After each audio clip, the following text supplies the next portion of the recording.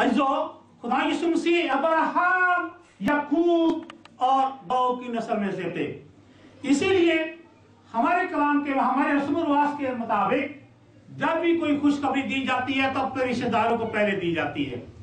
और इस नाते से सबसे करीबी रिश्तेदार खुदा यीशु मसीह कौन हुए? चरवाहे हुए। अज़ो इसलिए चरवाहों का जिक्र किताब मुकद्दस में पाया जा रहा है कि चरवाहों को खुशखबरी दी गई। एक तो रात के अंधेरे में जाग रहे थे, दूसरा ये इनका ताल्लुक अब्राहम, इसहाक और याकूब और दाऊद की नस्ल से था, और खुदा यीशु मसीह भी उन्हीं के नस्ल से हुए। और चरवाहों को खुदा का फरिश्ता एक बहुत बड़ी खुशखबरी दे रहा है कि आज दाऊद के शहर में तुम्हारे लिए एक बेटा, एक मुनज्जी पैदा हुआ है, यानी मसीह खुदावंद। और उसका उन्होंने निशान भी बताया।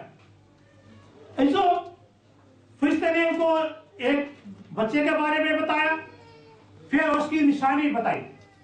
जब भी हम किसी दूसरे रिश्तेदार को जो हम नहीं जानते थे, हम उनको बताएंगे, वो स्टेशन पे आएगा, हमें इस तरह के कपड़े पहने हुए आएगा। इस तरह मैं मजाक में बता रहा था बयान रजिया के घर में कि क्या हुआ कि बलबीर सूफी जब आना था तो मैंने उससे पूछा कि भाई साहब जब आप आएंगे तो हम कैसे आपको पहचानेंगे? कहने लगा जी जरा सब तो सोना मुंडा आएगा, मैं ही है। मैं क्या अच्छा तो दूसरी कोई निशानी? कहता लाल जे झग्गे विच एक सोना सा मुंडा आएगा, वो मैं ही है।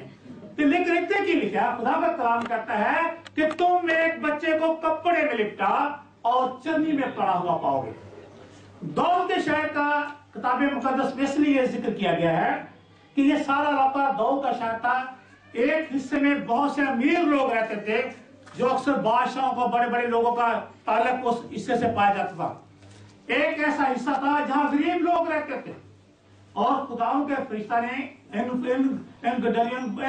इन चरवाहों को बताया कि वो गरीब है, किसी बहुत बड़े अमीर के घर में पैदा नहीं हुआ है। आप देख लो जो चर्नी में पैदा हुआ, क्या वो अमीर हो सकता है? तो बोला वो गरीब है, एक आम से कपड़े में लिपटा हुआ होगा और चर्नी में रखा हुआ। तो खुदा यीशु मसीह के बारे में फरिश्ते ने कहा कि आपने दाऊद के शहर की तरफ जाना है और उस तरफ जाना है जहां गरीब लोग रहते, जो बिल्कुल बैतलहम के करीब है। उस तरफ आपने जाना है और उसी तरफ आपको वो अजीम बच्चा मिलेगा। लेकिन जो खुदा के फरिश्ते ने उनको सारी बात बता दी, और जो उसके बाद लिखा कि चरवाहों जाकर वाकया देखा, जो कुछ खुदा के फरिश्ते ने उनसे कहा था वैसा ही किया। लेकिन आज चूंकि कलाम को मैंने इस हिस्से तक ही रखना है, क्योंकि पहला हिस्सा जिसका मैंने जिक्र किया था इस उन्नीसी का, उसका बहुत गहरा ताल्लुक था, क्योंकि खुदा यीशु मसीह का बैतलहम में पैदा होना बहुत जरूरी था। इसलिए मुकद्दसा मरियम का और यूसुफ का बैतलहम को जाना बहुत जरूरी था। इसलिए खुदा के प्लान के मुताबिक वो उस शहर की तरफ गए। चरवाहों को इसलिए खुशखबरी दी गई कि उनका ताल्लुक अब्राहम, इसहाक और याकूब और दाऊद की नस्ल से था, और खुदा यीशु मसीह भी उन्हीं के नस्ल से थे। उनका पेशा भी चरवाहा गलाबानी करना था, पेड़ों को पालना था। इसलिए खुदा यीशु मसीह भी दाऊद की नस्ल से थे। और इसके बाद एक बहुत बड़ा काम जो खुदा के फरिश्तों ने किया, आखिर में मैं इस कलाम को बंद करने वाला हूं, लेकिन जो अजीम काम उन्होंने किया, एक तो फरिश्ता पहले खुशखबरी दे रहा है, उसके बाद जब तक वो खुशखबरी देता रहा, वो चरवाहे उस बात को, फरिश्ते की बात को सुनते रहे। उधर उस वक्त रोशनी हो गई, उनको कोई ध्यान नहीं था उनका भेड़ों की तरफ, उनका ध्यान था खुदा के फरिश्ते की आवाज की तरफ। बात कर जब कोई हमारे से बात कर रहा तो हमारा ध्यान हमारी खास चीज की तरफ होगा, कहीं जाते हुए ये भी ना ठा के ले जाए। लेकिन उससे इतना नूर था कि दूर दूर तक उनको रोशनी ही रोशनी थी। उनका ध्यान खुदावन के फरिश्ते की आवाज की तरफ था, जो उनको एक खुशी की खबर दे रहा था। जो आज हमने भी रात के पहरों में जो पैगाम लेके जाना है, जो खुशी की खबर लेके जानी है, अपने दोस्तों को बताना जो नहीं आए, उनको बताना है कि आज दाऊद के शहर में हमारे लिए एक मुनज्जी पैदा हुआ है, यानी मसीह खुदावन। और आज सारी दुनिया उसका जश्न मना रही है। और उसने ये बात बताई कि ये जो दुनिया का मुनज्जी है वो पैदा हो चुका है, लेकिन जो खास बात का उन्होंने पैगाम दिया फरिश्ता ने, उस पर हम गौर करेंगे। कहता है फिर उसके बाद यकायक उस फरिश्ता के साथ आसमानी लश्कर की ये ग्रोह खुदा की हम्द करती और ये कहती जाए जो हम क्यों हम्द करते हैं। काफी सालों से हम खुदा के लिए ज़बूर गीत और गाते हैं। आज मेरा सवाल है कलीसिया से, हम क्यों खुदा की हमदोस्ताइश करते हैं? खुदा ने इंसान को हमदोस्ताइश के इस तरह से खुदा ने इंसान को हमदोस्ताइश के लिए पैदा किया। हम क्यों खुदा की हमदोस्ताइश करते हैं? खुदा को खुश करने के लिए। Hallelujah hallelujah. खुदा के नाम को जलाल देने के लिए हम खुदा की हमदोस्ताइश करते हैं। सब कहें, खुदा के नाम को जलाल देने के लिए हम हमदोस्ताइश करते हैं। और खुदा के कलाम में लिखा हुआ है, जब खुदा की हमदोस्ताइश जमीन पर होती है तो खुदा का तख्त वहां लग जाता है। क्या लग जाता है? खुदा का ध्यान करें, खुदा का तख्त वहां लग जाता है और खुदा उनकी हजूरी वहां मौजूद होती है। आसमान से फरिश्ते गा रहे हैं, नीचे जमीन पर खुशी हो रही है, हम सब गा रहे हैं और खुदा की हजूरी जुम्बश से यहाँ काम करेगी। फिर लिखा है, और जमीन पर उन आदमियों में जिनसे वो राजी है सुलह। और वो पैगाम दे रहे हैं कि खुदा ने इंसान से सुलह कर ली है, एक अमन का शहजादा भेज दिया है, एक सुलह का शहजादा भेज दिया है। दुनिया बड़ी अफरा तफरी का शिकार थी जब खुदा यीशु मसीह पैदा हुए। वो एक निजात दहिंदे की उम्मीद कर रहे थे कि जो उनके लिए पैदा हो, और खुदा का फिशन को खुशखबरी दे रहे हैं कि वो सलामती का शहजादा, वो सुलह का शहजादा आज की रात बैतलहम में पैदा हो चुका है। उसके आने से हमारा खुदा बाप से मेल मिलाप हो गया है। खुदा बाप ने हमसे सुलह कर ली है। और उसके बाद आप देखिए खुदा का गज़ब बहुत कम खुदा के लोगों पर बढ़ा, क्योंकि खुदा ने अपने बेटे के वसीले से हमसे सुलह कर ली है। आज हम बहुत खुशकिस्मत लोग हैं। जो मैं आज एक आपको बात बताने लगा, बड़ी अहम बात। थोड़े दिन पहले अखबार में एक बात छपी, वो सुना था।